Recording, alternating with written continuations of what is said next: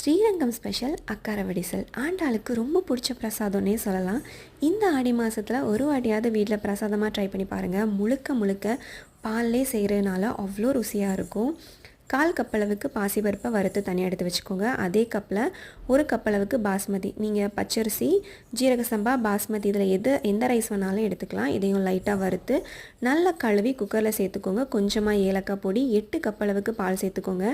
தண்ணி சேர்க்கக்கூடாது, முழுக்க முழுக்க இதை நீங்கள் பாலில் தான் வேக வைக்கணும். மூடி போட்டு லோ ஃப்ளேமில் ஒரு 4-5 விசில் விட்டு எடுத்திங்கன்னா நல்லா குழைய வெந்துடும்.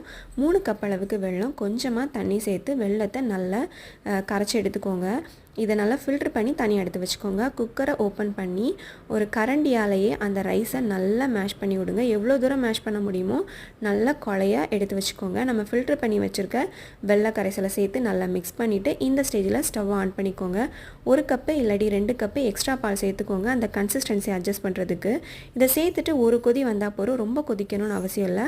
1 டேபிள் ஸ்பூன் அளவுக்கு நெய் சேர்த்துக்கோங்க. ஒரு கொதி வந்ததும் ஸ்டவ் ஆஃப் பண்ணிவிட்டு தாராளமாக நெய்யில் தாராளமாக முந்திரி பருப்பு சேர்த்து கொட்டி இறக்குனீங்கன்னா சூப்பராக ரெடி ஆயிரும். இந்த ரெசிபிக்கு கொஞ்சம் எக்ஸ்ட்ரா நெய் சேர்த்தா தான் நல்லாயிருக்கும். கண்டிப்பாக இந்த நெய்வேத்தியத்தை வீட்டில் ட்ரை பண்ணி பார்த்துருங்க.